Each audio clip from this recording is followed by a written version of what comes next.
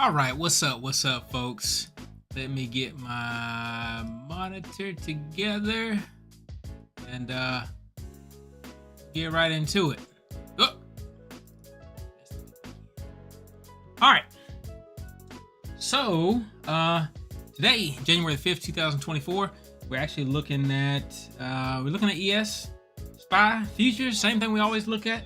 And so today I had a good time today. So I already put together one of the videos, and it was regarding the trend line. So on the mess desk here, I created a trend line. So if you didn't know, on this channel, what we talk about a lot is scripts, algorithmic trading, coming up with scripts that make sense, that have good risk to reward, and are profitable. So that's what we're in pursuit of, and so we'll look at that tonight. Every night I do a little bit of homework, a little bit of coding after the market has ended, and just try to find scripts that work for the current day. So what I did yesterday was I found a script that worked for, let's see, let me pull you up now. Yes, yesterday or last night we put together a script on the 5-minute time frame, and let's see, I don't know, it always pushes me back to the regular session, but on the, well, it lost us one. It lost us two. What is going on here? So we put together a script to find out where the highs are, where the supply zones are, and they were indicated by the red dots here. There was a red dot here, there was one here, and there was one here. But I do know that when it's on the regular session and not the 24-hour pre and post market session, that we won't get. I think we're on SPY. So let me open up. Oh, SPY right here. All right, so on SPY, 5-minute time frame. Yeah, I already have it loaded up. So the code that I put together last night, it was called probably something 1-4, right? So SPY 5-minute, January 4th, 2024 short, right? So it's finding the supply zone, or a place to short, a place to go short, a place to take profit if you have gone long, and the code is here. And so we put this together last night, and it was it did pretty well. What's up, NASCAR? You made it back, brother. You made it back. Tuesday. Yeah, man. Actually, my week has been well also. So Tuesday, right? So Monday we were out for the first of the year. Tuesday came back. I think I'm still doing the sim account. I'm just doing futures there. But Tuesday I was up like 1,800, and then Wednesday I was up like 800, and then yesterday I was down like 300, and then today I was up 1,100. So if I keep up at this rate, man, I'm gonna have to go ahead and start get up with one of those prop firms. So but NASCAR, you got to tell me, man, you're still doing penny stocks. Where did you find a good mover? 'Cause I know you like the pennies. So I'm gonna open up a chart, because I know you've got a good stock that moved on Tuesday.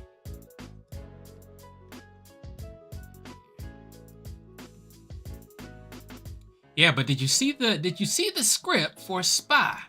Right? So here for SPY, like I said, I made this last night. I'm not sure if I did it on the live or if I did it, if I just recorded it and then I posted it. But these red dots here indicating these pullbacks. And then we got it today, right here, after this huge move up. We got this red candle. It went back up, retested that level, and then just had a huge sell-off. So, I mean, that script right there, I mean, it was on the money today. So I'm gonna try to put something together for SPY.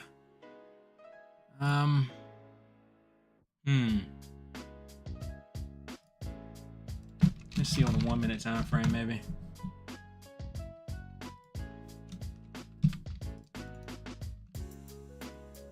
That code at least a script or two. LBPH. Ooh, man, that's an awesome. Woo, 6,200. PR on his didn't work out so well. Thursday. Now, did you not take a trade today because it's Friday, or did you not take a trade today because you had already had a good runner on Tuesday and then Wednesday and Thursday, and so you figured you'd leave out of the week, happier than sadder?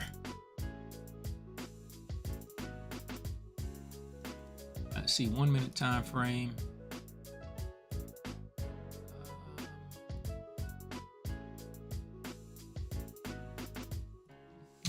I'm just curious. Maybe we'll try this and just these. Well, let me go back to the 5 minute time frame. See if I can make a long entry for SPY. It captures these, and then also does well on other days. So we'll start another show me.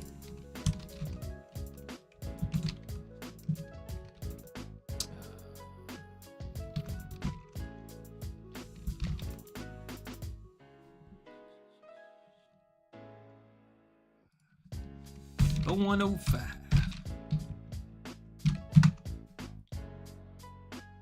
God almighty. All right, let me see. Show me.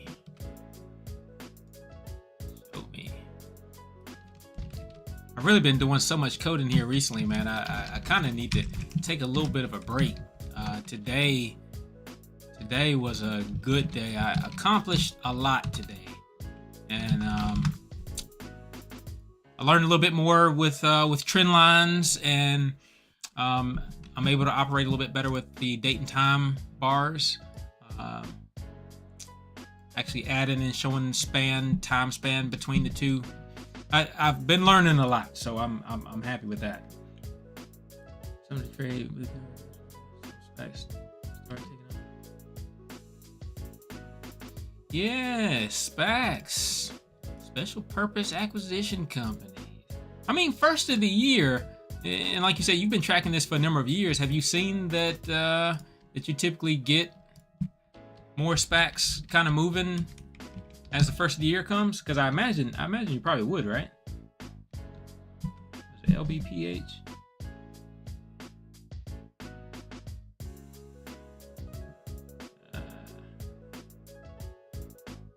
Yeah, LBPH. All right, so with that, let's go back. Oh, yeah, okay. So this was... No, but you said back Tuesday? Is that right? Tuesday? You made your money here on the move up? And if so, I mean, hey, nothing wrong with 6,200, but there was still some more meat on the bone. So when you got during market hours, what did you say? Did you say, I'm good? Or did you say, I see a potential for more entries? Because it looks like there was more on the table there. 725. Oh yeah, man, and you hit that straight run up.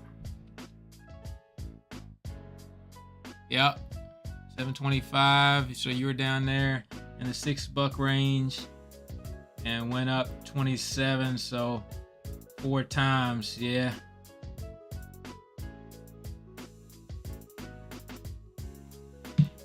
Yeah, but again, I mean, and that's the thing. That's the thing we have to tackle, right? Is knowing when enough is enough, and that's what I was yesterday, right? So I was up like $1,100-1,200 yesterday, and just trying to capture another little more. And now I'd already like cashed out, right? I'd already exited my position, but just trying to get in and catch a little bit more, get in and catch a little bit more, and just end up, giving it all back. So Nah, better safe than sorry, man. Take that 6 and run with it for sure. All right, I'm gonna put this over here, and then see 5 minutes. That was today. Let's see if we can, because I already should have up on this screen already a few 5-minute. I don't. I think the other 5-minute scripts that I have didn't do so well on today. Spy 5-minute. There's one for 1.4, but it's not. Is this one? Oh, that's the one that we're starting on. All right, so I'm gonna put this one together for today, and we'll just see. We'll see.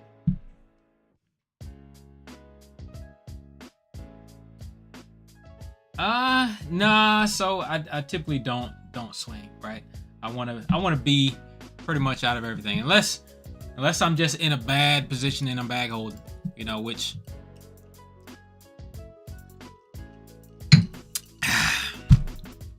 does happen, but it only happens with the penny stocks though. Usually with the like I said, when I'm trading ES and SPY and looking at futures and that kind of thing, I either have gotten stopped out or it comes back close enough within reason that I can get out without feeling like I need to hold. So yeah, no, I've been closing everything. All right, so let's see here. All right, we're gonna do. Man, this was a huge drop. So small bars, small bodies. Volume over. Volume here is under the 6 and the 50. Here it's under the 6, over the 50. That volume is really low, which I do typically see low volume, so capture these in here for sure. Let's see how much work it'll take, because I can see already that these will try to trigger. So what's obvious on here, right, is that you have these large bearish candles, and then you have narrow candles thereafter. That bearish candle there is under the 6-period moving average of volume, as well as over the 50. This large bearish candle here is over the 6. This large bearish candle here is over the 6. So that's some of your logic there. Is like, all right, well, you know, if you look for that long bearish candle, it's directing the market, right? So the volume is a little bit higher, then that may be your indication that that you have approached some resistance. And I don't mean resistance in the sense of supply. I mean resistance in the sense of resistance, you know? Yeah. All right. Let's see. So we're going to say that the open has got to be under SA9. And we're going to say that the body is less than the range of 7. And also, so this is the next part, which we want to put a condition in that says that there is a long range bearish candle with a volume over the 6-period moving average of volume within, 4 or 5 bars. All right, so let's see what we get. Now I'm expecting that we'll get this point and this point, maybe one of these, but let's see. So we'll say that there's a recent occurrence of what? The test, length, instance, and flag. The test is that it's a bear, and the range of the bear is greater than range of 7, so average 7 bars, and the volume, or the ticks, is greater than V6. So that's the test. What is it? The test, length, instance, and flag. Test, length, Let's say that it's got to happen within the last 5 bars. Test length. First instance in the flag working forward to backward. So the recent occurrence, and again with this recent occurrence, if it doesn't find anything, you'll get a -1. If it does find something, you'll get a bar back between 0 and 5 bars. So we'll say that it just has to be greater than 0, which means it found something. We'll verify that. Come back over here and then add SPY 1424. Show me. All right.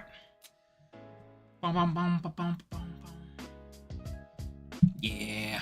All right, there we go. So there's a few entries there. All right. One thing that I typically don't like to do is look for at least for coding purposes, just because, I mean, like NASCAR, you know, the pre-market after hours is kind of like the Wild Wild West a little bit. So I'm typically not looking for any entries with my scripts between 9:30 and about 4:30 or so. 4:30? 3:30. Okay, so time has to be greater than 09:30, 35, and time is less than 15:50. All right, so then we get rid of these in the after hours time. All right, why did this fire? On a day like today, it's obvious that this moves so high above the 200 period moving average. It moves so high above everything that it's obvious that you could look for those swing lows to be under the 200 period moving average. But a lot of times you still will see pullbacks, or you'll see long potential entries under the 200 period moving average, and sometimes you see them over the 200 period moving average. So that's not the best logic there, but it'll work.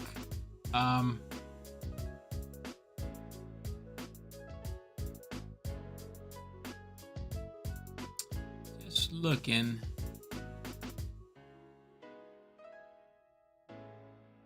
at the 9 period moving average. The green line is the 25, the yellow line is the 15 period moving average. So I'm going to zoom in a little bit. And again, these here fired because you have this long range bearish candle. So I think what I need to do, again, I said I'm gonna make my scripts a lot more complex this year, and you know, so I'm gonna spend a little bit of time doing that here now.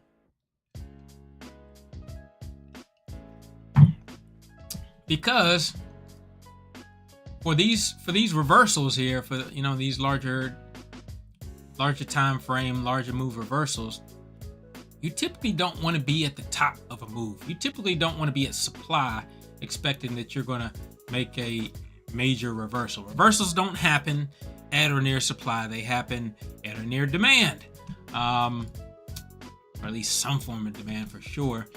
But up near supply, if anything, you're looking at a potential continuation, right? Not this large sell-off into a reversal. So what I'm going to look for are swing highs.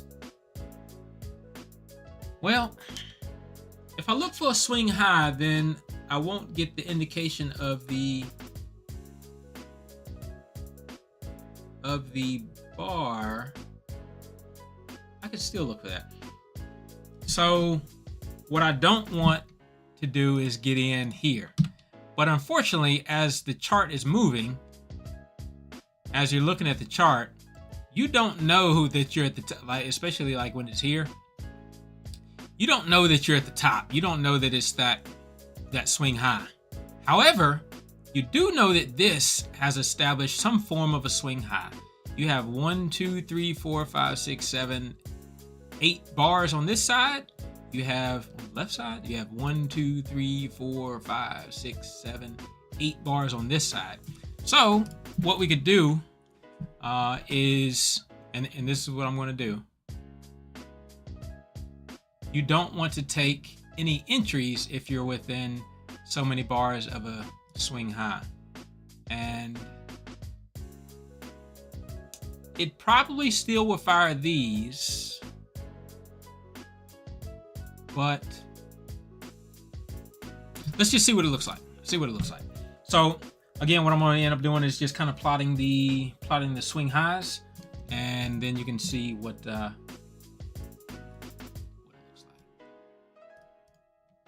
Okay, so we'll make value 2. Well, we already have up here. I always put these up here as part of my template, but I seldom use them. So the swing high of 20. We just counted 8.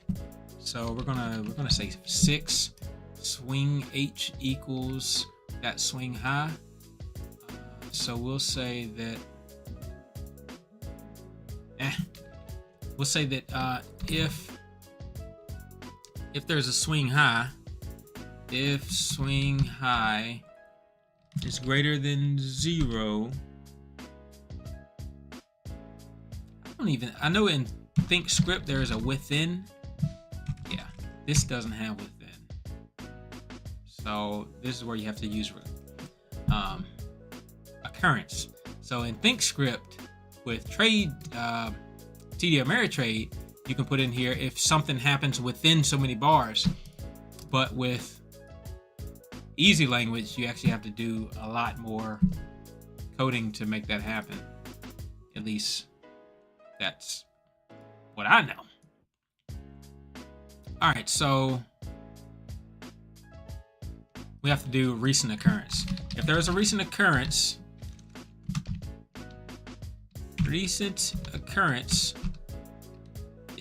of what?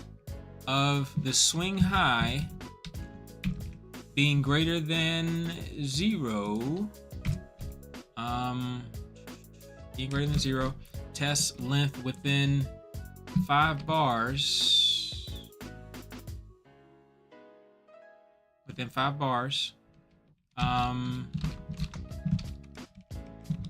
recent occurrence.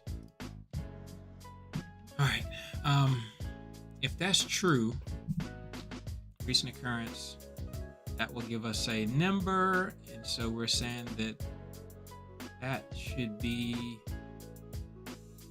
-1.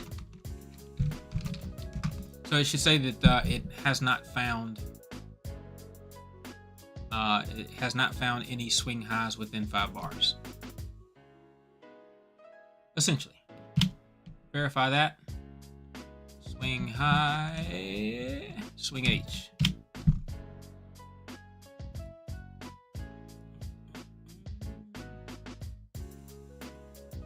All right, let me make sure I got my 5.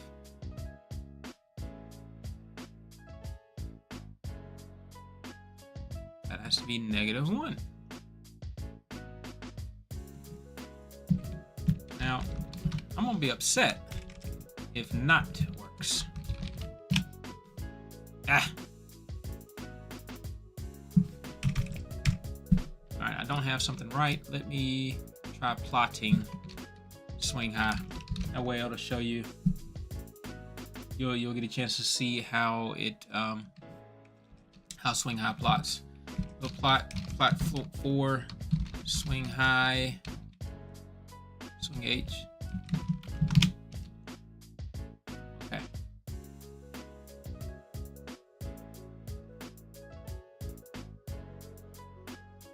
I've got a feeling that's not right. That's not right.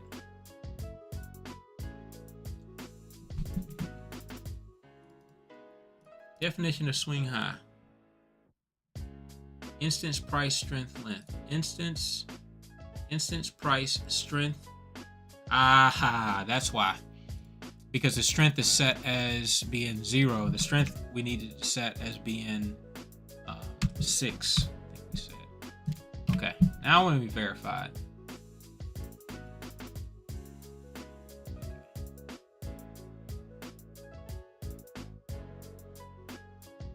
All right. So it still didn't isolate and I didn't isolate these out. Now, if we went out more bars, like say 10 bars, then we should lose some of these. Did not lose any of those. Low, swing high. Let's wait a minute. Swing high length of 6. Oh, this probably needs to be 7, at least 7. Okay, that did it. Because the swing high length, this number here has to be less than this number, because this number here is the strength of, or essentially the length of your swing high, and then this is looking how many bars back you're looking for it. So this always has to be higher. And when I created the template, this should be like swing high L, and then this number technically should be swing high L, +5 or something like that. Okay, when we do +5, we lose these, right? All right. We also lost these down here. Did we have it before? Because this thing is starting to look a lot better now. The script is starting to look like what I want it to be. All right, so we did have it before. I think we got a swing high here. If we're doing a swing high of 6 bars, it's 1, 2, 3, 4, 5, 6 bars on this side. Now, if we're looking out 5 bars, 1, 2, 3, 4, 5. Yeah. But typically, I make this a 1. So with it as a 1, and then we unmute it. All right. So we lost that one anyway. We kept that one.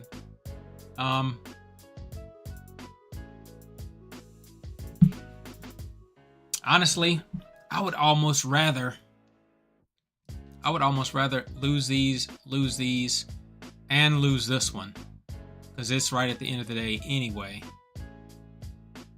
And I mean, your opportunity to potentially take this should also be, you should have a consideration that you're retesting this area. So just visually looking at it with your technical analysis, you might catch this anyway.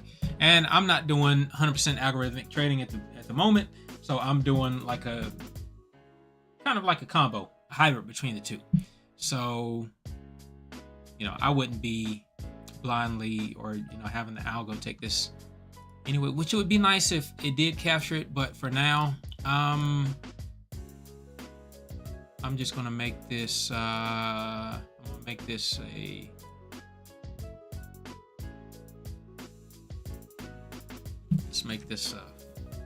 3 bars. Yeah, make that 3 bars. Okay. Well, if that being 3 bars, we lose these 2. I mean, we still have these. We have that one. We still have these. But these should be knocked out because the open should be under the 9. And it's under the 9. This is under the 9 as well. But we should be under all of these moving averages, right? So under the 15 as well. So we'll change this 9 to under 15. Well, and let's say 15, and boom, got it. All right, now I'm curious to see what it looked like on the other days, but my experience recently has been, if I sit here and I code this for 30 minutes, 40 minutes, it took me 30 minutes. If I code this for 30 minutes and I apply this to the chart on the next market day, this will work. Now, on the next market day, I probably need to make another code. But so far, it's working at least a day or 2 or 3 or 4 at a time. And if you can sit here and code for 30 minutes and you can execute strategies with high reliability and make $1,000 a day for literally working 30 minutes a day, but you got a special skill set, you're coding, right? I mean, that's wonderful. That's wonderful. So that's kind of what I'm gonna continue looking into. So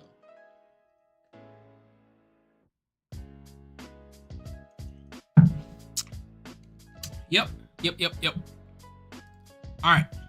So that looks good. All right. If we run it back on prior days, I'm always curious of how well it's done on another day. All right. It did pull this deep pullback here, which I'm surprised because this is like a serious doji. But if you had taken that entry there, you would have got in right here or right here at market open. There's your risk. Even when it retraced, it didn't go below it, and then it moved up. And so you could at least moved your stop up as you got to that one risk, and then it would have stopped you out. So a 1-to-1 there, 0.08 to 0.05, 1 to 1.5, something like that. This one here, not so much. It's no bueno, no good. All right, I need to come up with some type of script to measure the volatility, because I'm always seeing like this stuff here, right? So high wicks, low wicks, high wicks, a lot of wicks, and there's probably already a script that measures it. Let's see if TradeStation has an indicator for volatility. There it is. Let's see what it does.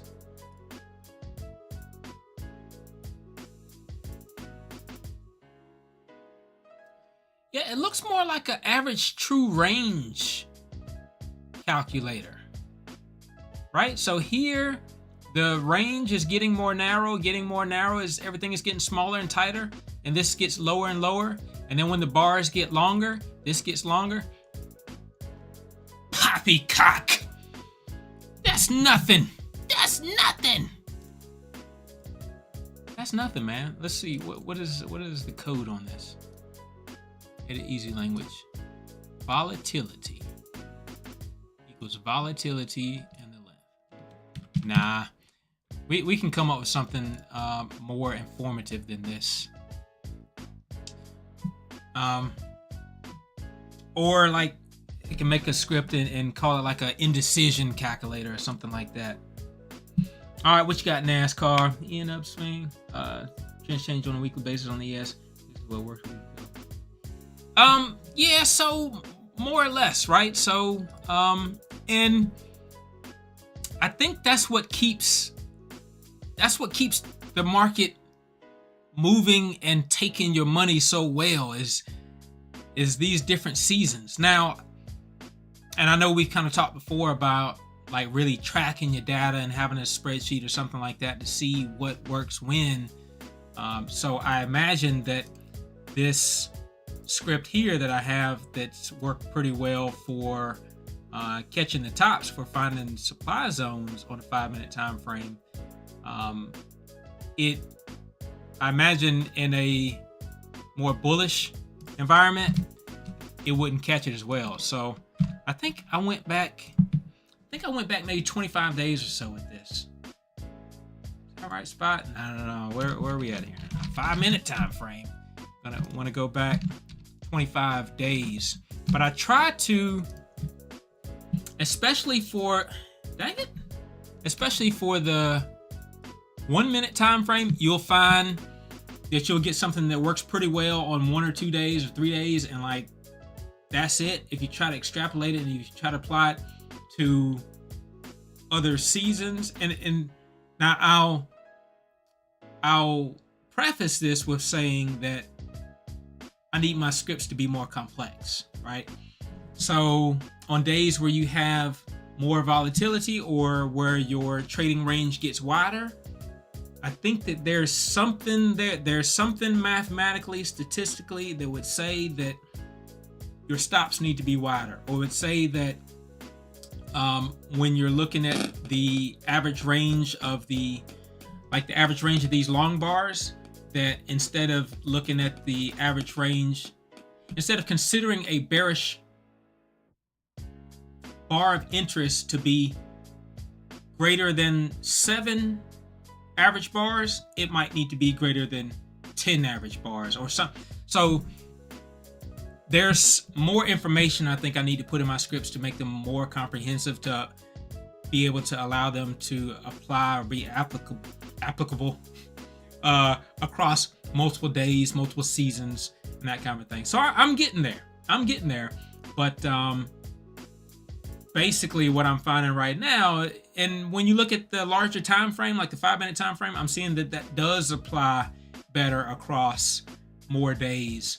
But so you know, we're getting there. But so that shorting script that we kind of looked at, or the supply zone that worked on today. All right, you see that one? You got the red dot, right? And then yesterday, I really coded it for yesterday, but you see you got the red right before that sell-off here. So you got the red at the very top of the move, and you see you have the red here with the pullback before it, you know, continued a bit longer. Red dots, and now as I'm going, you can kind of look at the green ones too. These are the green ones that I just literally made, so we'll look at those too. All right, so the green ones here, I don't think so on this one. This one, okay, maybe a 1 to 1.5 risk to reward. All right, there's your red ones for your shorting the top. Those make sense. The green one here did a great job, right? You got in right before the huge move up. You got to see that 200 period moving average there at the top. You know that's your top. But here, not so much. This was just a little halt before the continue down.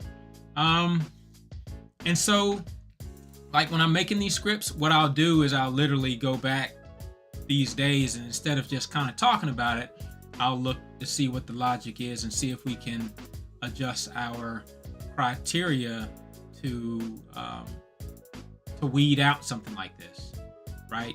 Because the criteria here might be simply, and I think earlier we talked about having this recent bear with this long range and a high volume right before our candle. Well, we have that right here. So why did it enter? And I tell you why, because if you look at this candle here, this volume is just under the 6-period moving average. So watch this. If I say that the ticks has to be under, and I don't even know if it's under. Let's see, let's click on it. All right, it says that the volume is 1,113,000 and the 6-period moving average is 1,081,000. So it's just over. So what I would do is put a margin here, a margin of error or something like that, and then multiply that times 1 point to give it an extra 1% or maybe extra 3%. I do 1.03. Verify that. All right, now we lost that. We still have that. And then let's see if we still have those. We still have those two. We still have those two, so we're good. All right, so now we'll continue on. So now on this day, we get these down here in the bottom, and they're good. I wouldn't really mess with these. Again, even if you get in here, you got to have some risk, right? So I wouldn't mess with these. These here, not as great. But again, another thing I've learned, right, with this coding stuff, not going to be 100%. So don't try to make it 100%. If you make it 100%, you're literally going to end up with nothing.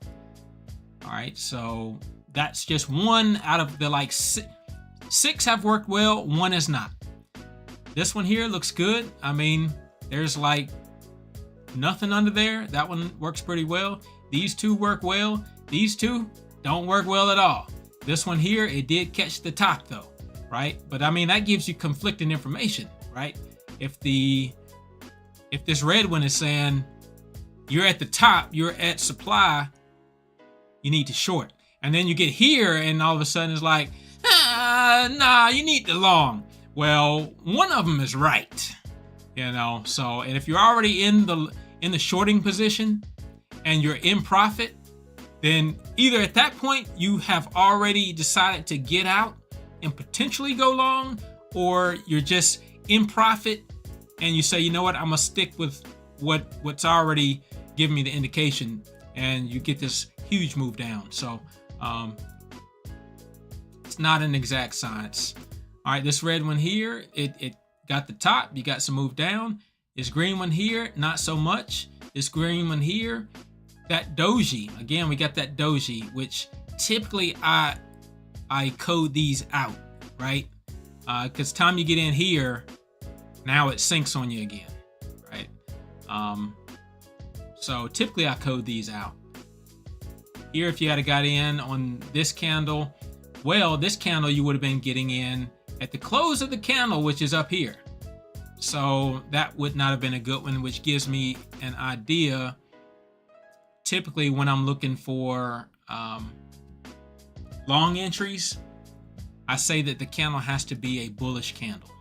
I say that it has to be when I'm looking for long entries, I'm saying that it has to be a bearish candle. So I'm getting in at the demand when it's going down. So I don't know what it's going to do to the rest of the chart, but we're going to make these candles bearish candles. Okay, so once we verify that, now we lose these. I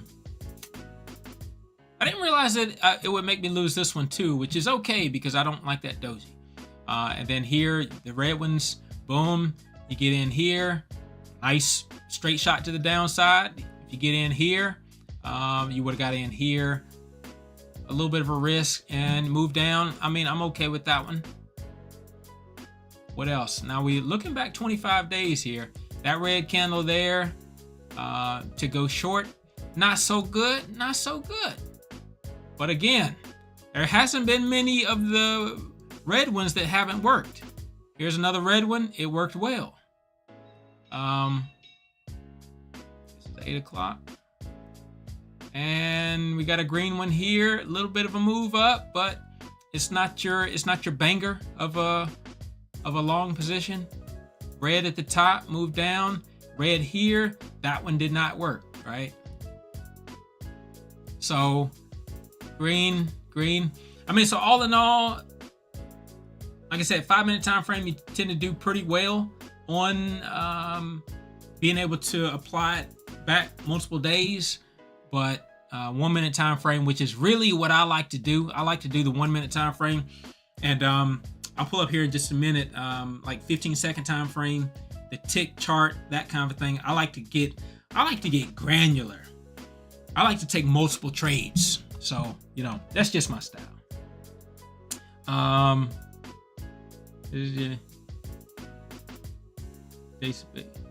Yeah, that's exactly right. You're exactly right. You are exactly right. And I was doing that at one time, and I think back when we were kind of chatting about, you know, spreadsheets and that kind of thing, when I was really tracking where the lows were, you know.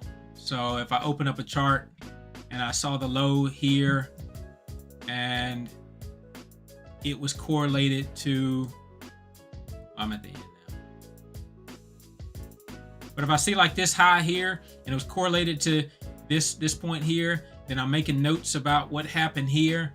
And then also further on the other side of the spreadsheet, if I use a script, or if the script worked, then, you know, I would jot the script down. But like I said, you made a very valid point, and that's probably what I should do. And honestly, I said that earlier today in NASCAR. I was like, because I have a bunch of show me's, and you know, back in the day when I was doing a lot more with penny stocks, you see Axla, right? Yeah, everybody knows Axla. When I was doing a lot more of penny stocks, I would code and script every single one, NVOS. So I'd have a script, LIFE, LIFW. I'd have a script for each each and every one, but really I need to just clean everything out because I'm really only interested now in just, like you say, having that spreadsheet that can allow me to see based on seasonality, based on trend, overall trend, based on news, based on whatever. I'll know that this script is fairly effective within a buffer of time. And when we start getting into that seasonality or commodities or something, or the yield is doing whatever it is, I'll know, all right, it's time to shift and use that next script. So yeah, I mean, it's coming. But what I'm proud of today is my trend lines. Because we know that so much happens with trend lines. And this trend line here, I actually didn't do it properly, but I redid it. And I put it on this chart here. And so this is a 5-minute time frame. But being able to make a script for a trend line, I want to be able to do it fairly quickly and just have all the right information and the logic to make it happen. And if you bring this down like to another time frame, even like the 1-minute time frame,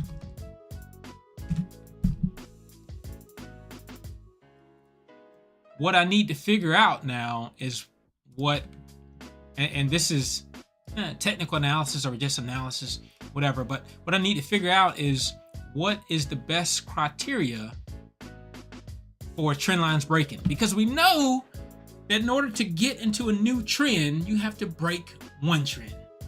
We know that. That's basic. Light switch on, light switch off. That's super basic. So the question is, when have you appropriately broken a trend, right?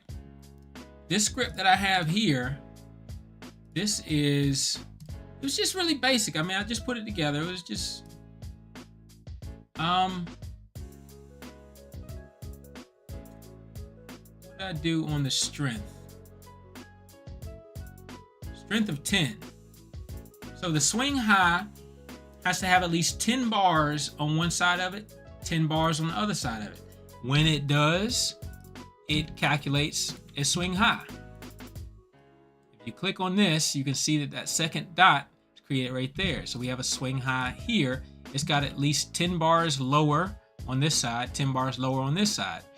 And so it takes at least 10 bars for that to happen. So this line doesn't even show up until you get about here, this many bars out. Now when you're deep in the gully, and then this line all of a sudden shows up right around here, what do you do, right? You're waiting for it to break.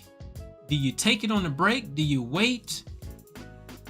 And I think this is one that I did a quick short on or something like this, something like that. When you get under here, when you get in this territory here, now you're also in another potential demand zone, right? So not only have you touched this demand zone, but you've broken that trend line and you're off for a nice move, right? You're off for a nice move. So that trend line being broken worked. It worked the only 2 times it showed up today. It showed up once and it worked phenomenally. It showed up twice and it worked phenomenally. So what do you do?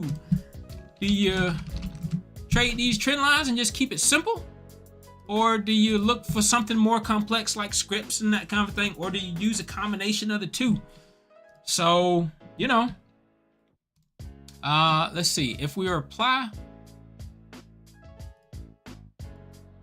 Okay, well, we found our dips there. I do remember that. So, and that was on SPY, 5-minute time frame. All right, one, we need to get rid of the, oh, I do want to make something with the volatility. So let me get this out of here. And then SPY, 5 minutes, 5 minute. Get this out of here. This is just kind of plotting that swing high. You know where the swing highs show up. So those light blue or green dots, get those out of there. And then here. Okay, so some of those adjustments that we made earlier, we lost these, right? I think it was this candle. And we said it had to be a bear, right? So we lost this candle. And that's what I said. That goes back to trying to figure out how inclusive or exclusive you want your script to be, because you'll get rid of some erroneous stuff, but then you'll also get rid of some decent stuff too. So like I said, if we change it, if we take that bear out, that's condition 7. Take that bear out. All right, so now we have that dot come back because it's a blue bar. I think what I want to say is that it has to be a bear, or it has to be a small range bullish candle, right? It can't be a large range bullish candle, because again, like if this was the one to fire, and then you get in here when the candle is done, now you've already given up so much of your risk, right? Or you've given up so much of your reward. You're leaving a lot of risk beneath you. So we can do that. And I typically don't do ORs, but just within the last week or so, like I said, this year I'm doing something different. So this year we're doing ORs. ORs. Well, I won't let my wife know I said that, but I'm going to do me some ORs. Okay? That was a good joke. That was a good joke. That was a good joke. All right. Let's see. So it's got to be a bear, or it's got to be a bull, or it's got to be a bull, and range is less than range 7. So it's got to be a smaller range bull. Boom. Okay. So condition 6. All right. So we can just make that true, because now condition 6 took care of that. All right, good to go. All right, so yeah, that SPY 0104, 24 5 minutes. Need to put long, because before this year I wasn't really doing the short indicators, but having a good idea of when to get out, it's a great idea.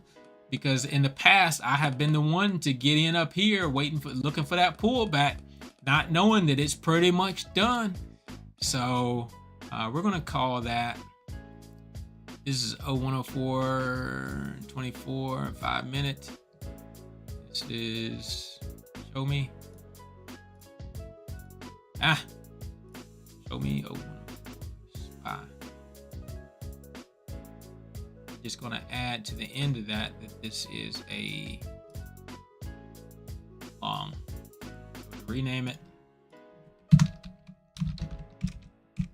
long.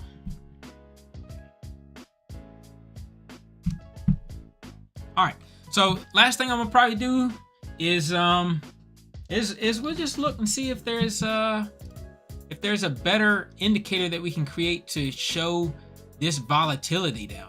Because again, this here says volatility. This is TradeStation's idea of a volatility index. And I think that there should be something else to show you that there's all these wicks going on down here, that there's a lot of indecision down here. All these wicks going on up here. Or like if the bars are in a tight, see this line here? They're like in that tight line, like they're really ranging. That to me, that says something. It says that somebody's planning something. But there's got to be a script that we can use to to find that too, to identify that. Let you know you're in danger zone. Okay, so I'm gonna work on that for a little bit. All right, so this has got to be an indicator. And I'm gonna call it E. Eric's volatility. I think of that, or I'll put volatility indecision. Or maybe we'll put indecision volatility. Because it's not swinging really wild with as far as range, but it's swinging wild from the body of the bar. All right. Make sure I hadn't missed anything here.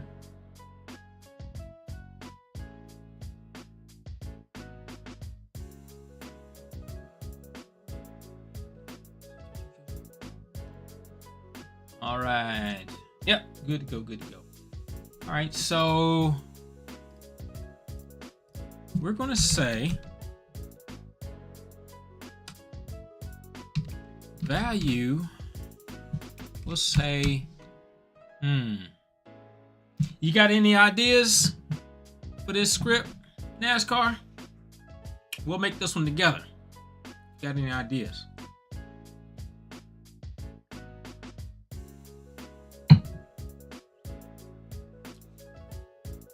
Because I know we need to look at the length of the wick.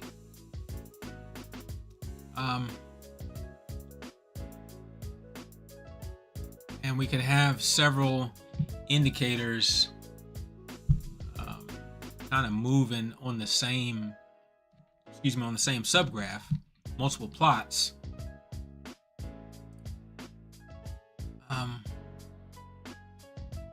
There's got to be like a relationship between the ratio of the different.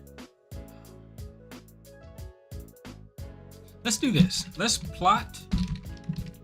Plot 1 is going to be range 7, so the average range of 7 bars, and then plot 2 is going to be total wick. The average of 7 bar, we'll just keep it 7, of the wick total. 7 bars. Simple, right? Looks simple. All right, so we'll go to indicator. We'll do E indecision.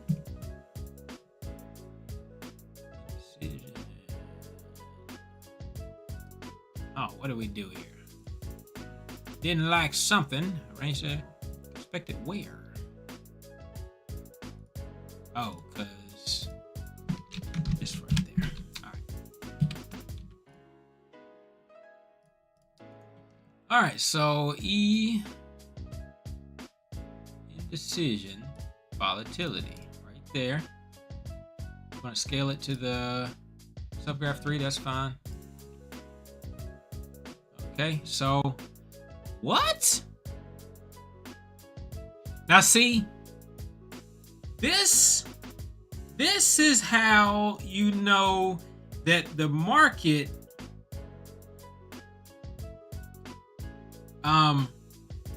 the algorithms and everything, the computers that large money uses to make things happen.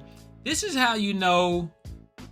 And they're slick. Now, don't get me wrong. They are super slick. I've looked at different indicators before. If you look at the amount of upticks compared to the downticks for every candle, it's roughly the same. So even though the market might seem like it's unbalanced and it's doing its thing, which technically is balanced because it's balanced doing its thing, every single candle, for the most part, is balanced. There's about the same amount of upticks as there is downticks, something like that. And so if you're really trying to look for an edge, or if you're trying to really find something that you can sink your teeth into, it's hard to find. So like we literally plotted 2 different things. We plotted the range of the 7 here. So we plotted the total range of the candle from the very high to the very low. This is the average range of 7 candles. And then this one here, this is the average range of 7 7 wicks, the wicks of 7 candles. So the total wick, including the top wick and the bottom wick, is here, averaged over 7 candles. Now, why is the ratio of one to the other, why is that roughly, why do those look like they're doing about the same thing, right? The only thing I can tell different really is right in here, where this one continues down a bit, but this one goes up a bit. I mean, but otherwise they're doing, and then here, right? So this one goes down a bit, and this one goes up a bit. So what's happening in those areas? So in here, if you look up to the top of the chart here, and here, this is I guess it's more or less a distribution area, right? So it's about to change trends. It was trending up, on at least on this smaller time frame, and then in this area, which we block out here, and it's roughly blocked out here, it's distributing. It's getting ready to change trends, all right? And then so down here, we're looking at this area in here, and if you go up, it's just kind of in between these two boxes. You go up, it's right in here somewhere. I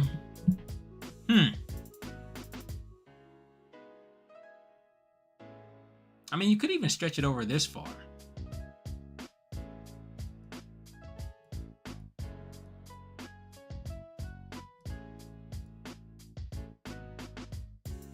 And technically, the totality of this move, what happened here is, yes, it moved up, but it was just distributing more. It was just distributing more, ready for that sell-off, ready for it to sell down again.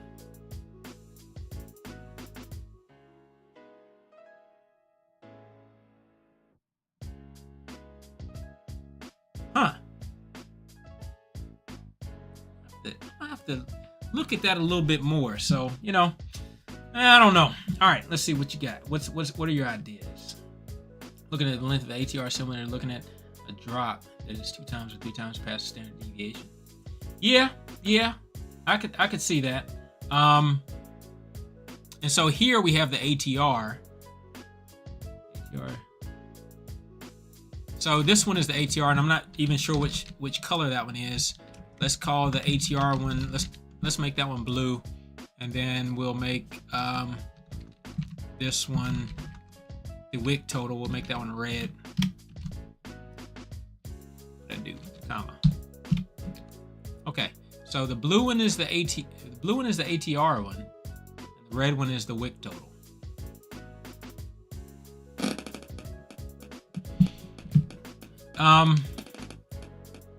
But you see though, what I'm looking for is something. So the ATR is this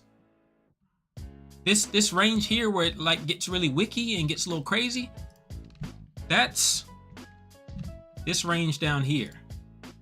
But that range down there doesn't really tell us anything. It kind of comes down, but it really just kind of fizzles out. So it doesn't move a lot. And maybe that's the key, is that it's not moving up and down a lot.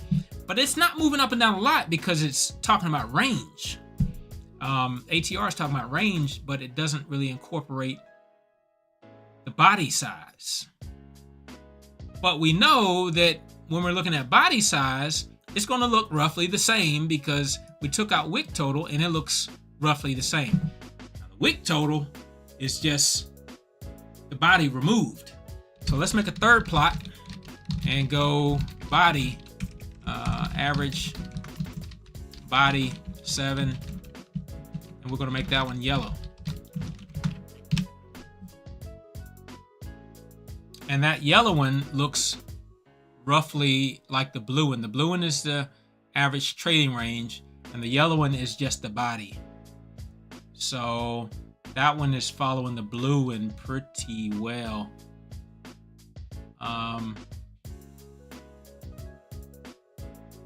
Looking to see what happens at any of these crossovers right here. It's not really telling me much. Red crosses over. It's moving up. Here when the red crosses over, it didn't move up. Yeah, so it's not telling me a whole lot there. The standard deviation though. Now that one I do look at, right? So even the script that I put together last night on, I incorporated the 2+ standard deviation of VWAP, right? So this is a VWAP up here. That's the 2+ standard deviation. That's the 2- standard deviation of VWAP. So I do use that one. How do you use standard deviation? Do you use it of the close, of the moving average? How do you use your standard deviations?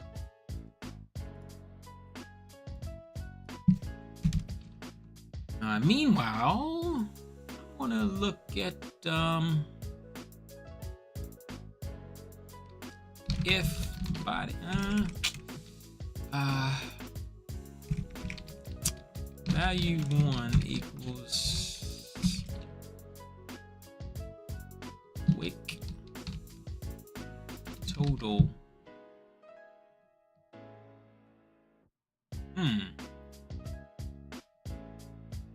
We can't even add the wick total to the body total because it's going to give us the same type of trend.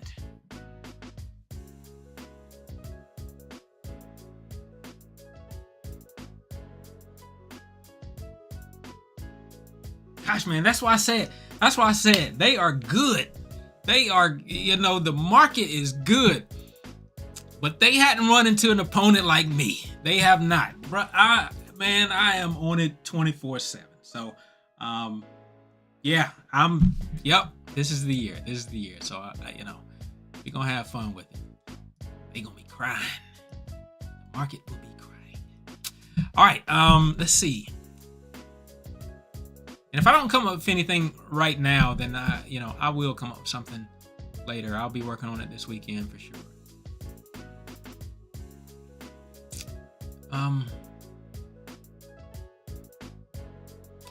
Drops.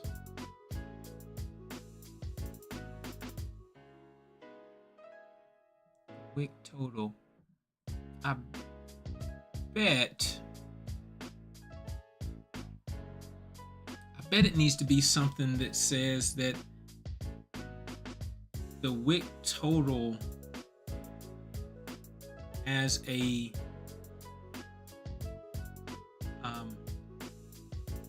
in relation to the body size. Yes. So let's do that. That will create a different kind of line, I assure you. All right, so we're going to do plot 4. We're going to say that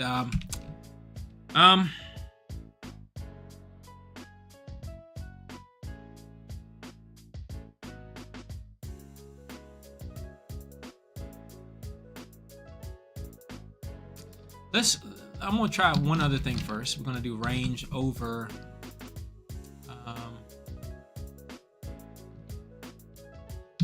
wick total. And we'll just keep it consistent. So we'll keep doing the average. Average is 7. Average 7 wick total. That.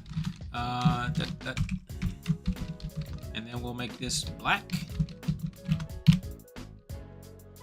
Where did it go? Where did it go? Average range over. You know what? I bet something is 0. Yep. Attempt to divide by 0. So you cannot have 0 on the bottom. I think ThinkScript doesn't mind too much, but TradeStation Easy Language will give you an error. So we have to say something like if wick total is greater than 0, then you can plot it. Pretty good. Still did it. Oh, yes. Ah. If wick total is greater than 0, average of 7 multiplied times. Yeah, it's something else to it too. Because I've done this before, and this always gets me tripped up. Or maybe you can't do that in the same equation. You gotta take wick total out and say wick total. Say if wick total is greater than 0, then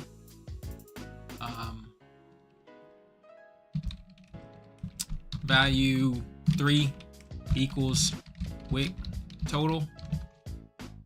And then down here,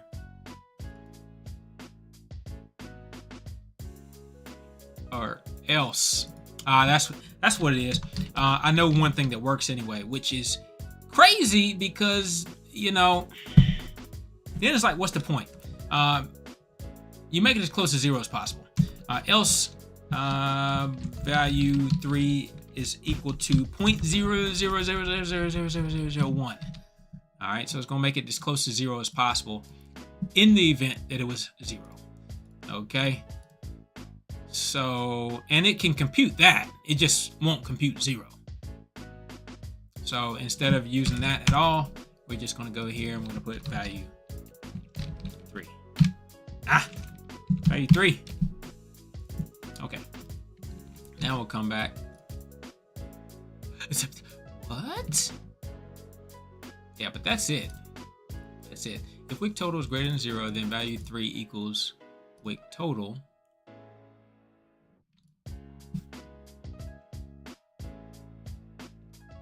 Else value 3 equals 1. Average of range over value 3.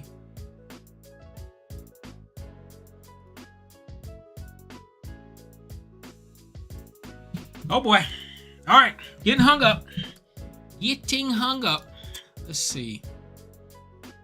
But I know this is going to make a difference.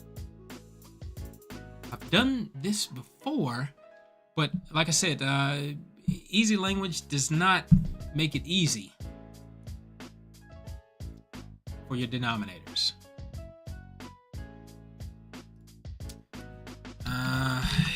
Wick total greater than 0, then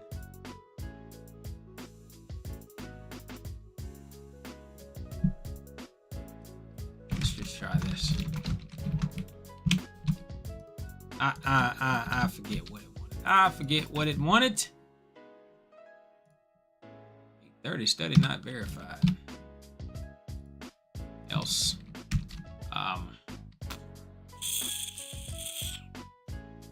Else. True? I usually don't have to put anything else here.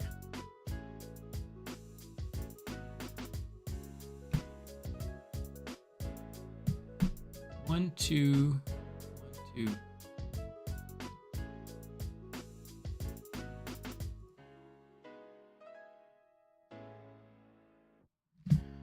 Range over value 3, 7. That black. And plot.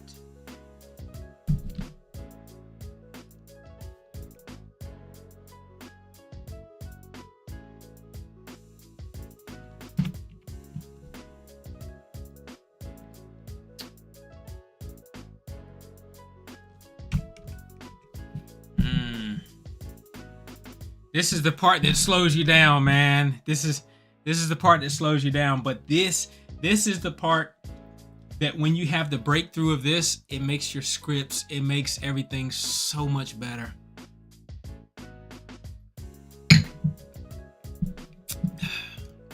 So, yes, is it worth it to just continue to sit here and look at it and figure it out? Yeah, it is. If wick total is greater than 0, then value 3 equals else value 3 equals well, maybe I went too many decimal points, and it's considering that to be 0.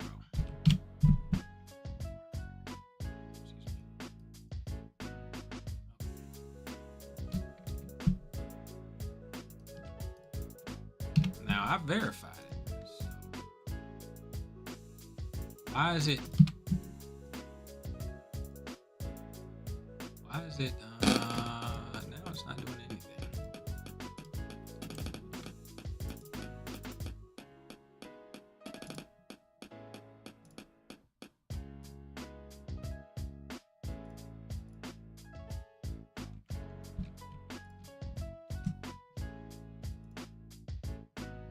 Still kicking it back. I'm going to put else value 3 equals 1. Now, if it doesn't like this, then it's clearly something that, yeah.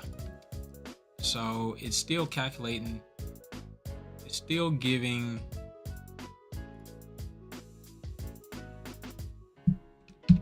Let's do this. And then we're going to print value 3.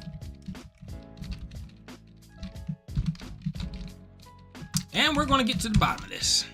This is like the debugging process where you figure out what in the is going on with what you're doing.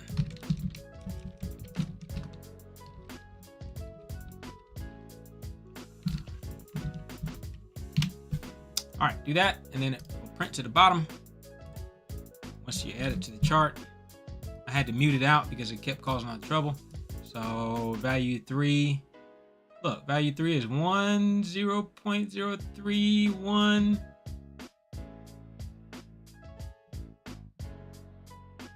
I'll do this. I'll take it one step further. I say if value 3 equals 0, then print.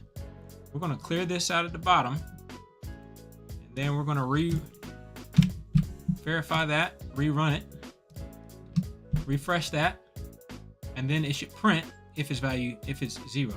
Nothing printed, right? So that means that value 3 was never 0. Yet, when we come here, it's trying to say that we got zeros. I'm gonna try changing that and just, yep, still did it.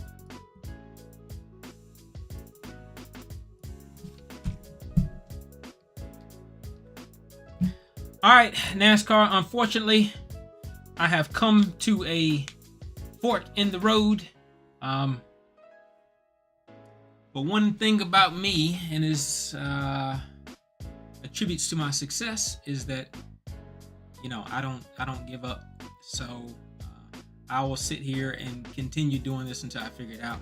So it may not be as valuable for you in your time, but you can certainly always check back, and I'll definitely figure it out, and hopefully we come up with something else that's pretty good that I can add to the other scripts that we can help use to find great entries, right?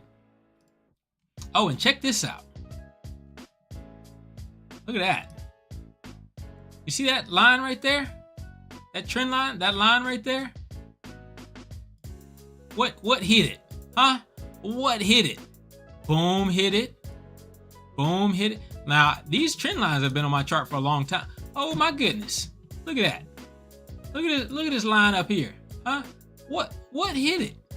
Boom, it hit it. Boom, it hit it. You know what?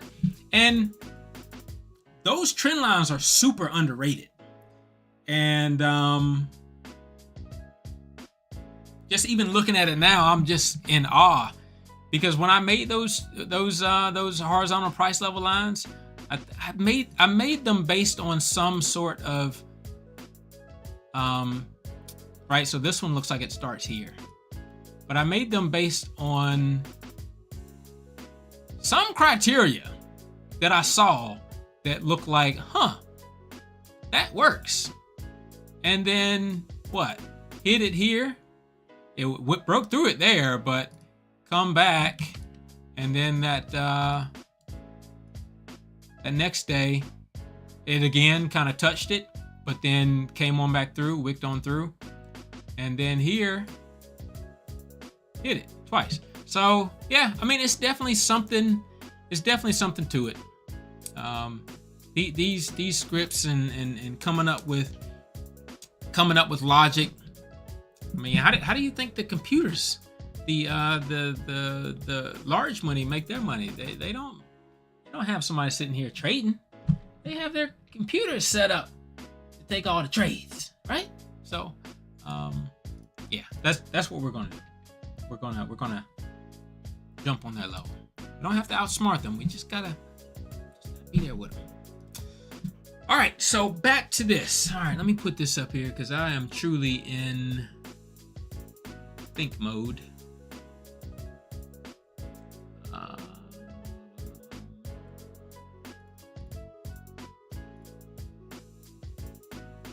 I'm gonna put my music on, so don't mind me if I'm not saying anything. If you need me, catch me in the chat, and I'll definitely get with you right away.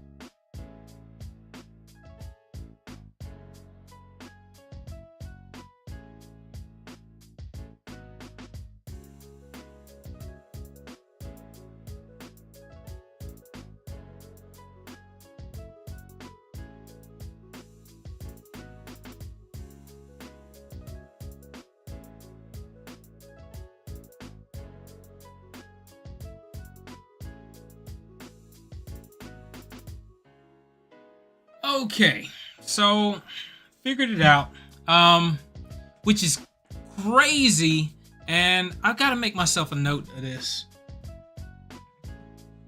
I've got to make myself a note, because what I determined is, for some reason, TradeStation seems to think that the number 7 is the number 0, and you know, I don't know.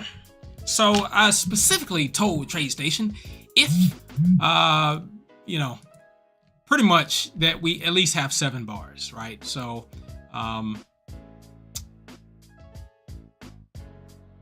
I don't know, but I had a sneaky idea that if we didn't have 7 values to work with, then for some reason it would mess up the calculation, because you're ultimately taking the average, so you're dividing it by 7 values. And now 7 is the numerator here, and there never seems to be an issue having 7 as the numerator. The issue is always having 7 as the denominator. Just for kicks and giggles, maybe I'm wrong. Maybe I'm wrong. Let me put a 0 right there. No, it still works. So it's not. Here we go. It's not that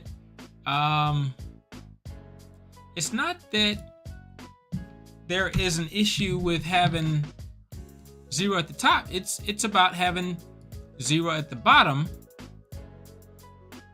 And then 7 also becomes an issue.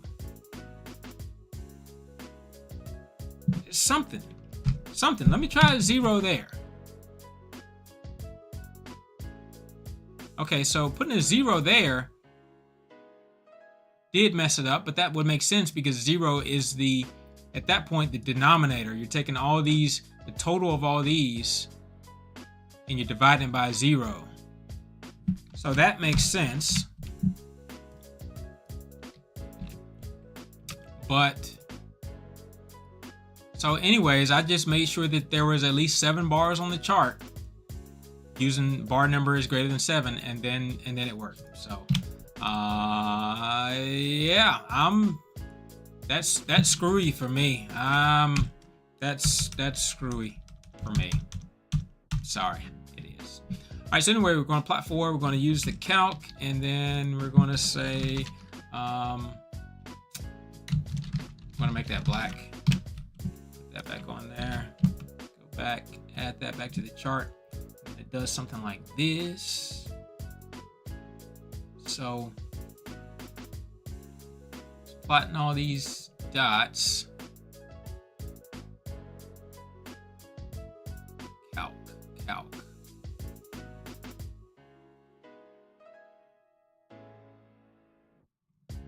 All right. It's still not giving me anything quite as great as I thought it would be. So here when the chart dips down, the number is kind of high. Here when it dips down, it's high. That's not what I'm looking for. That's not what I'm looking for. So, but at least I did accomplish one other thing, which was really being able to figure out what to do with that, with the issue of having the denominator and dividing by 0. All right, so let's try another one then. Let's try, that was, just get rid of this. What did I get rid of? I got rid of something that was good?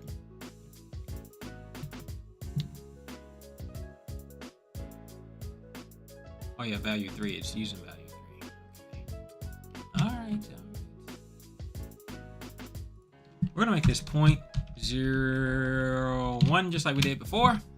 Verify that. Come back over here. Do this. Yeah. Okay.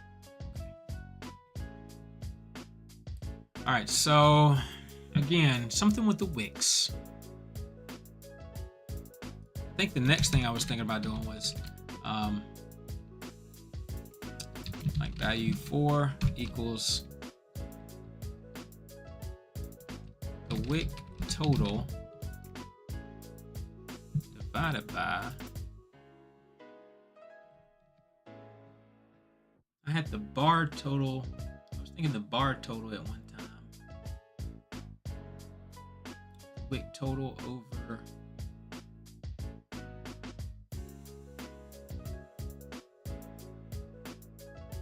Wait a minute.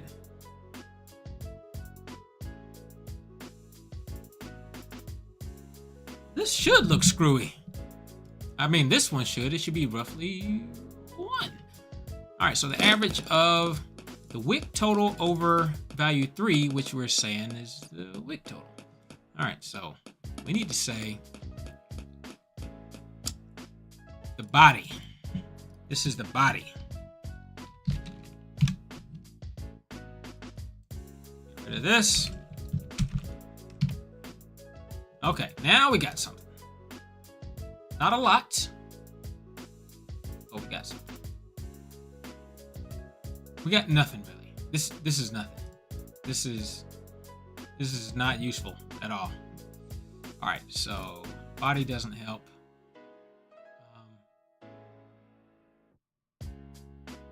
Body is long there. We got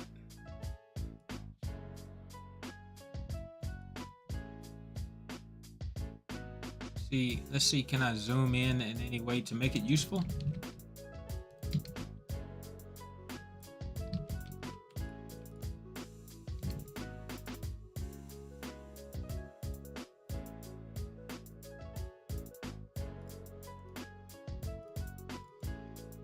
Dadgummit. Get back here. Oh.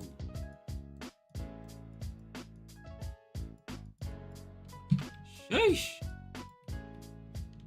All right, reset that scale again. Yeah, that is super sensitive. I don't know what these values are, but they are small. There we go. Okay, now that's more useful.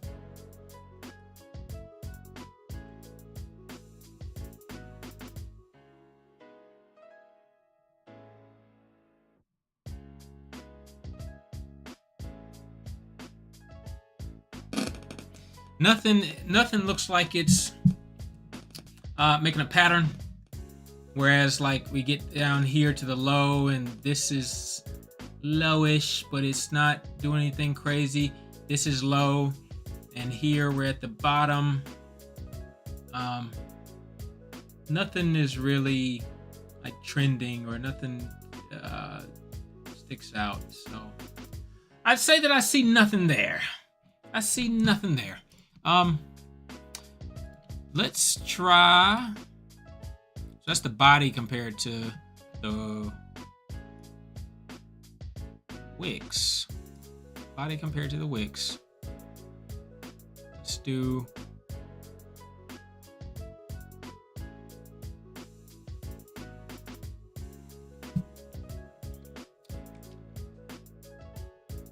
Let's do the average body of 7.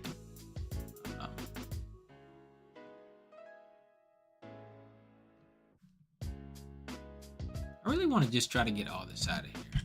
And then I'll just say that if bar number is greater than 7, then we'll just begin the rest of this, and hopefully it just works. Plot 4, we're going to say average body 7, body of 7, yep, over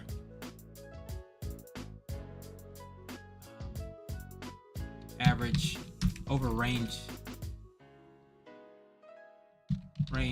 7. I see one other thing I could try.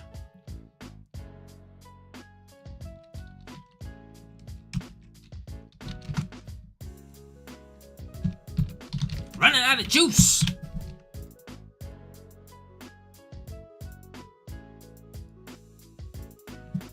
Okay, so what do we got going on here? These drop down pretty low.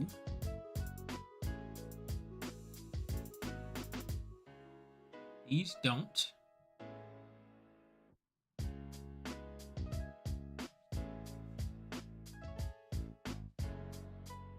No, nothing there. Nothing there.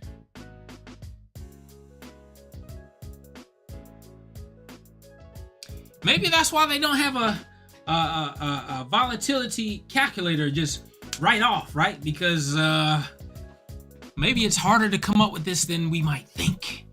All right.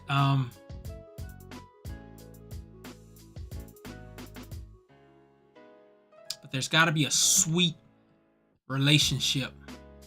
It says like you're going to multiply the volume. The volume, well, it gets lower there. It's going to say you can multiply the volume where it's higher.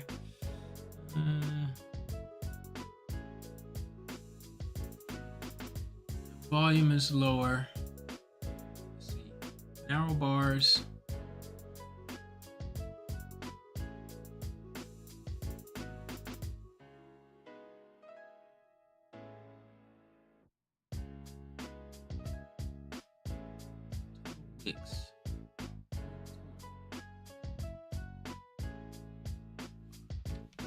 Let's just do wick total. Just do wick total instead of doing the average. So we'll just mute all this out.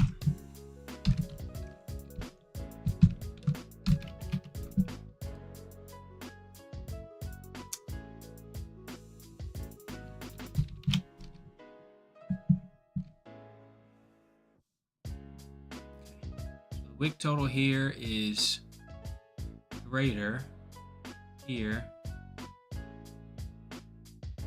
Wicks here are a bit less, but not considerably less.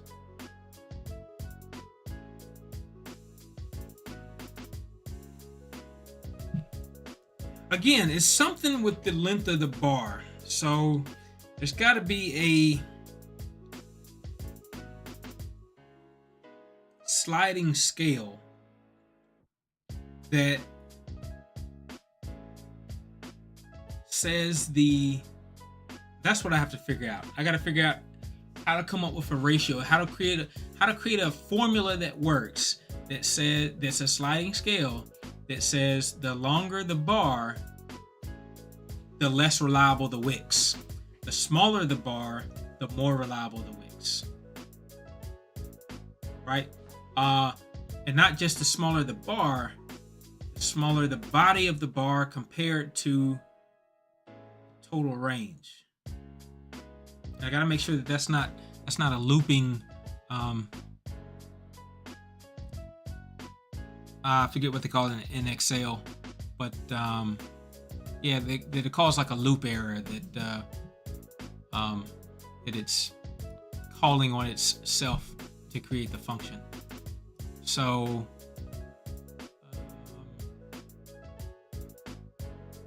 I don't think I'll be able to come up with that right now, just because I think it's it'll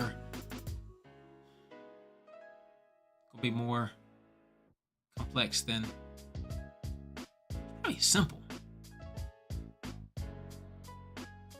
The body of the bar. So for simplicity purposes, you could do something like this to make it really simple. And it's not great, but it's simple. All right, so you could break up the average range into 4 categories: bottom 25%, 26 to 50%, 51 to 75%. We're going to do that. So we're going to say if range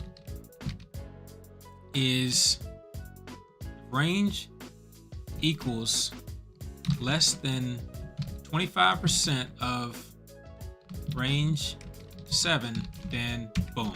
If range equals if range is between 26% of range 7 and 50% range 7,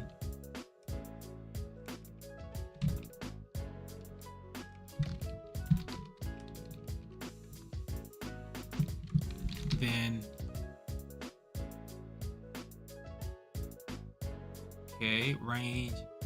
If range is between that. Okay, if, and then we'll just copy that. And then we got one more.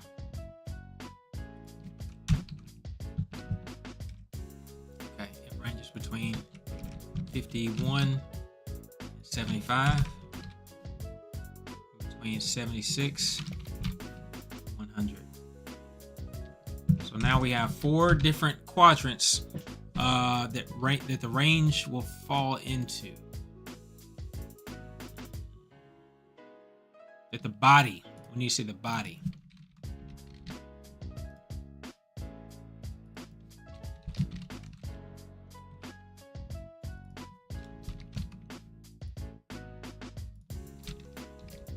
Okay.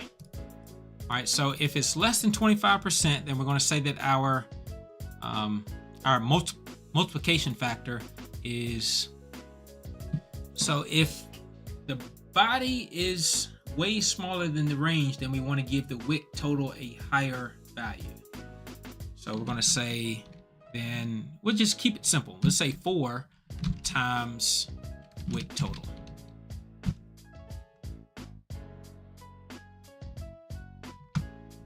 And I know that there's something else that I can use for this. It's called like switch, but I don't know how to use switch.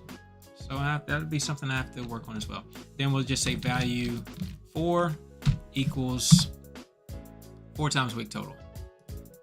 And if it's that, then we'll say then value 4 equals 3 times. I hope this is sensitive enough.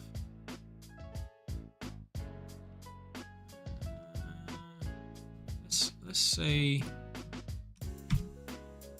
20 times width total, and then value 4 is 15. We'll go 14 equals 13 times width total, and if it's in that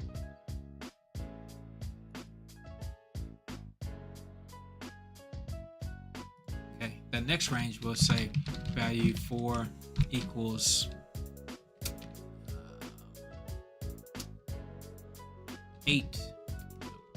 6 times width total.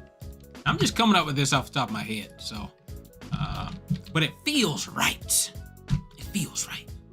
This will be 2 times, maybe 1.5 times. All right, realize I misspelled something here.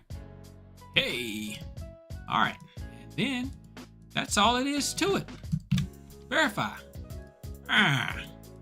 If body is less than or equal to 0.25, verify that. Okay, now we're gonna plot what?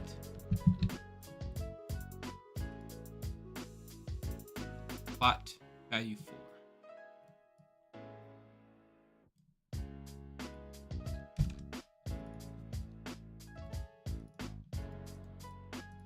Come on, clicker. Clicker. You clicker. Value 4. My brain is melting, guys. All right. See what that did? Do you see what that did? Not a whole lot. Didn't do a whole lot. Didn't do a whole lot. But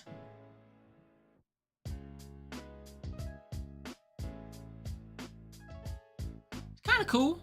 It's something I could work with, right? So here, everything is just kind of moving. And then here, all of a sudden, you get a high indecision volatility candle. Then here you get a high one too. Well, obviously these dojis are dojis. And then here you get dojis, so they're really high. And then here you get a higher one. It's a doji as well. So I've got to also incorporate length of the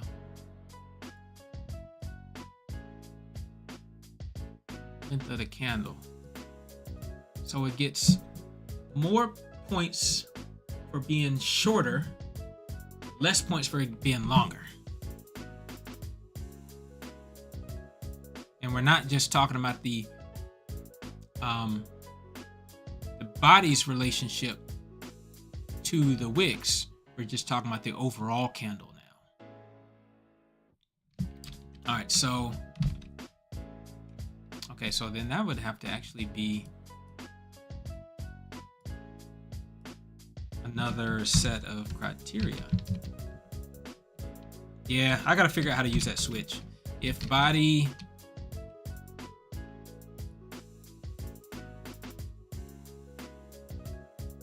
well, that is it. The body height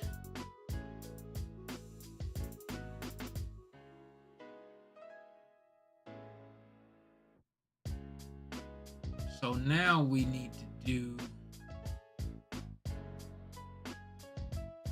to have the same thing for the wick total and then multiply those with total.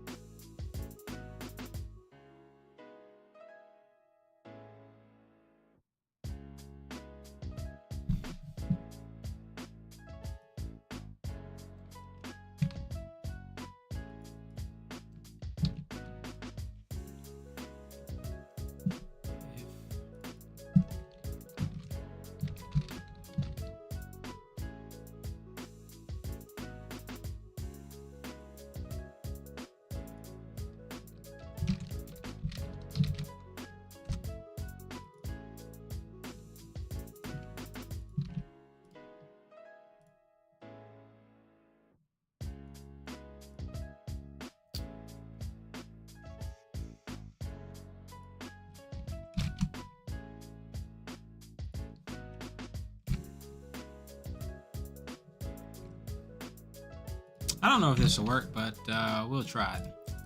All right, so yeah.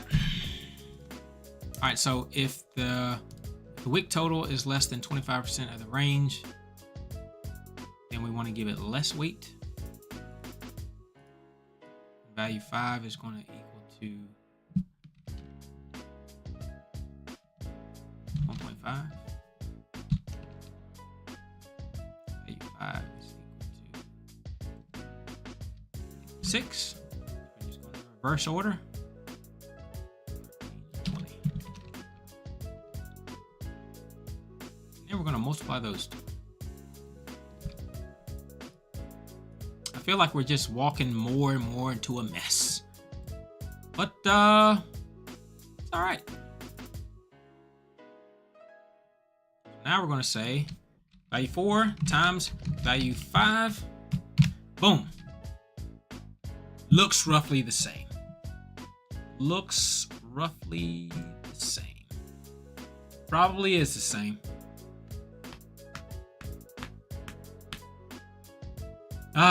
Okay. That means I've been at this too long.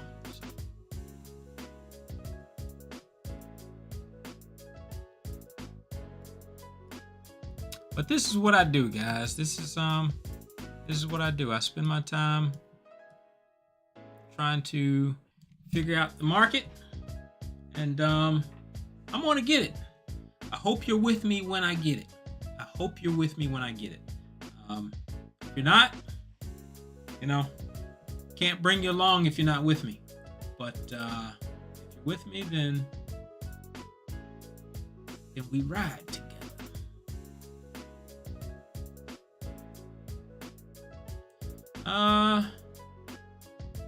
Yeah, I'm gonna figure out something else for my volatility index. But I'm gonna keep working on this. I'm not gonna erase this. I'm gonna keep working on it, and then when I come back to you, you're gonna be like, man, he came up with a good volatility index. And